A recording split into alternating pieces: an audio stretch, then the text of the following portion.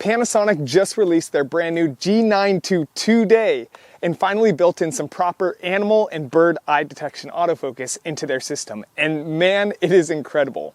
But there is one big catch to this camera that still doesn't make it the perfect camera for me. Huge thanks to Panasonic for sending me over the gear to try out. And as usual, I wasn't paid by them for this review. They have no say in how it turns out, and this isn't my gear to keep. However, it should be known that this is a pre-production version of this camera, that I'm one of just a few people getting to test out before launch. So if anything, I would imagine that this camera gets a few improvements before getting shipped out publicly. Let's start out with 5 things that I loved about this camera before diving into the cons. Number 1, the image stabilization was by far the best that I have ever used on a camera, which to be honest, shocked me. This Panasonic G9II receives up to 8 whole stops of image stabilization built into the camera body alone.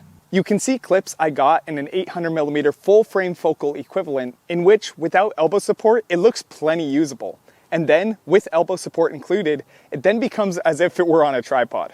When I reviewed my last camera, the OM1, I said it had some of the best image stabilization I've ever used at the time. During some of my conversations with the OM team, I was told that the Micro Four Thirds format tends to have a better look of image stabilization, even when on paper their stops of image stabilization are the same as that of full frame or APS-C.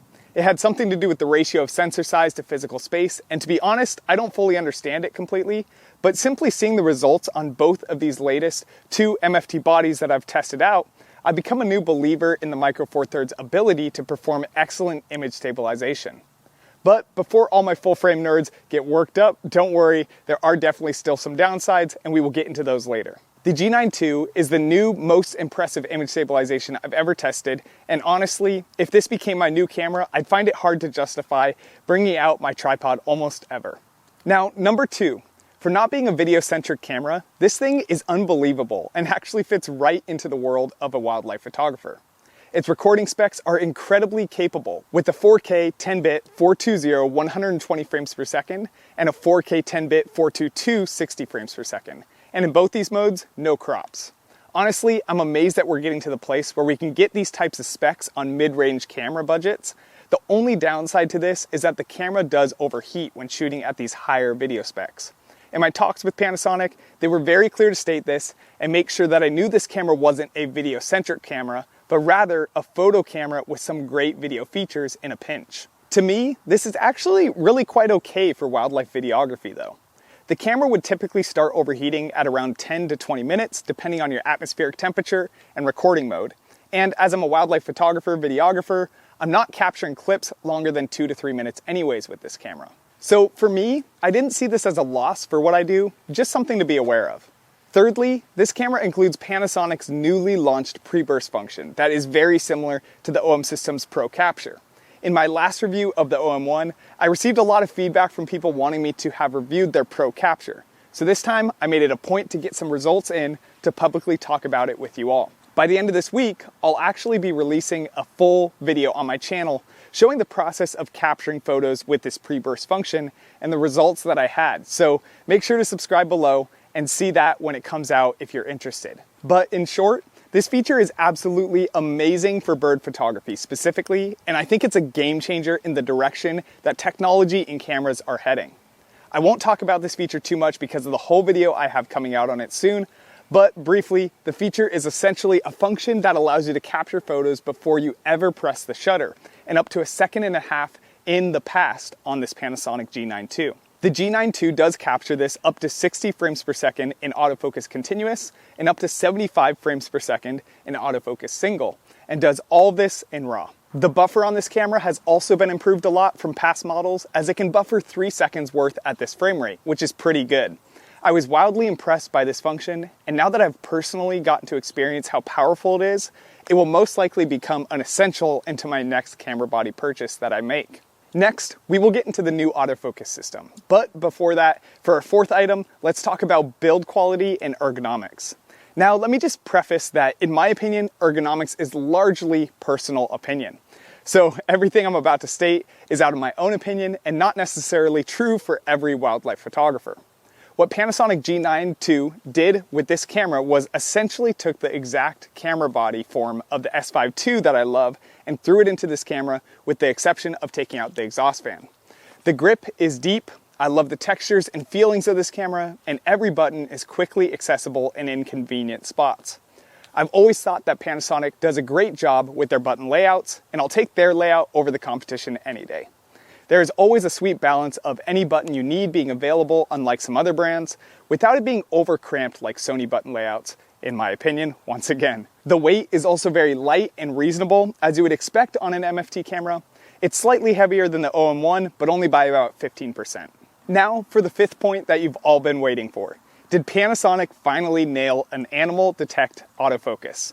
I'm pleased to report that Panasonic has in fact made huge strides with their animal eye detection autofocus, and personally, I think it was the best I have ever used.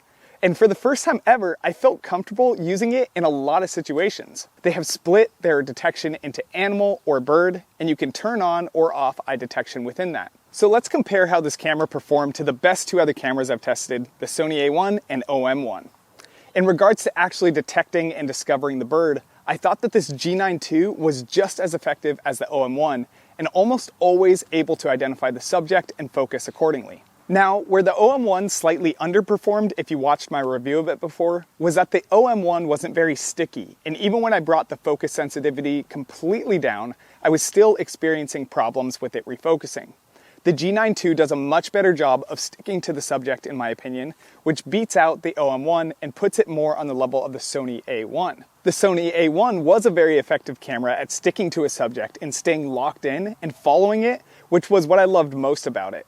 However, the Sony A1 did underperform compared to nowadays cameras in regards to detecting bird subjects. So for this reason, I believe that the G9II has a better autofocus in both the OM1 and the A1 because it's the most effective combination of both these two items.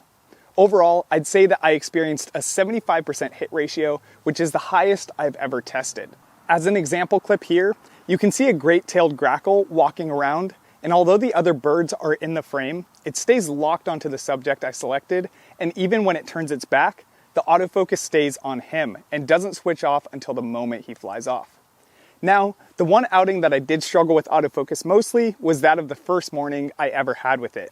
During this morning, I was on the backside of a mountain forest, and so it was incredibly dark for the first hour and a half because no sun was lighting up the shaded forest. In the darkness, I noticed that autofocus struggled to keep up. I personally suspect that this is due to the fact that Panasonic decided to combine their newest phase detect autofocus system with their previous DFD system in order to create a new hybrid autofocus approach. Clearly, this autofocus approach worked out well for them during my other outings that had more light available, but in the darker forest setting where I was pushing my ISO up to 12,800 and 1/100th of a shutter speed, it was struggling a little bit more to keep up.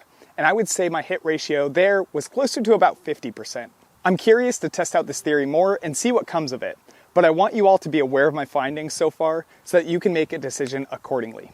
Lastly, it's also important to mention that the autofocus between photo and video was pretty much identical, so I noticed virtually no difference in how they performed between the two, which is a pro. Now let's talk about the big elephant in the room for MFT, and my biggest drawback to the system. Can this camera hold up in low light? The answer is, well, kinda. In this camera, Panasonic built in a new dynamic range boost for the first time ever. This function is pretty complex, but in short, it's supposed to shoot the ISO you give to the properly exposed parts, and then crank up the ISO in the darker parts of the image specifically, and overlay them to achieve an overall less noisy image. When they told me about this feature, I was really excited about this, and that's what I was most excited for. But unfortunately, I don't really know how effective it is after using it. I would argue that this camera did ever so slightly better in noise control than the OM1, but not by much at all. To me, I would ideally like to keep this G9II at 3200 ISO and even under that if I can. But starting to hit 6400 ISO, I am pushing my limits. Sometimes I'll get accused for not exposing properly and therefore creating poor results, but even at overexposed, high ISOs, the results were not ideal, and theoretically with the G9II's dynamic range boost function, this should never happen. Just like every MFT before it, it will struggle in those early waking hours of the morning or late dark hours of the evening in wildlife photography, and that is something to be aware of. The good news is, I'm sure that part of this noise quality is due to the fact that Panasonic shoved in a 25 megapixel on an MFT sensor. So in regards to megapixels, I think this is as good as you can expect on MFT. The more I grow in my career, the less valuable I realize having a 50 megapixel camera is, and the more I find myself actually wanting to sit closer around the 30 megapixel range. Also, to quickly mention my brief testing, I did use Panasonic's handheld high resolution mode on this camera as low as 1/8 of a second. And I was amazed at how it was able to craft a 100 megapixel image when it was handheld at that low of a shutter speed. So let's evaluate the cost effectiveness of this camera body, then talk about who it's for. This camera comes in at $1,800, which is an amazing price point for all the features included. You have as good a video specs as I feel like you would want as a wildlife photographer. You get 25 megapixels, you get a pre-burst functionality, and most importantly, you get what might possibly be the best new animal autofocus in the field. In fact, this camera beats the biggest MFT competitor in the field, which is the OM1, in pretty much every way except a blackout-free high-res viewfinder, and is $400 cheaper. If you're going MFT, I only see one big reason to choose the OM system over Panasonic, and that's lens selection. Panasonic did just launch their newest generation version of the 100 to 400 millimeter right here today as well, which I actually made a review on too. But to be honest, OM system still has better lens selection for those higher end pros looking for absolute best quality. Now, these lenses are cross-compatible in a lot of ways, but there are a few reasons why you may want to stay native with your lens, and for that reason alone, I would choose the OM1 over the G9II. Now, if you're debating between this camera or a full frame or APS-C, my answer is the same as always. Consider how much you will shoot in low light, and that will be a huge deciding factor. Personally, this is a big thing holding me back from purchasing this camera specifically myself, is that I don't want to be limited in my lighting, and I'm a big stickler for clean, no noisy images. If you want a cleaner image at the same time, in the same exact price, in full frame, I'd highly recommend checking out the S5 II, as that makes for an amazing dollar for dollar camera, in my opinion. In summary, this G9II is amazing for the price, but it is a micro four thirds sensor, which means it will struggle a little bit more with low light capabilities. But all the amazing features it has in it, like the pre-burst and animal eye detection autofocus, may make up for it. If you want to see more reviews like this, I'd be honored if you subscribe to the channel below.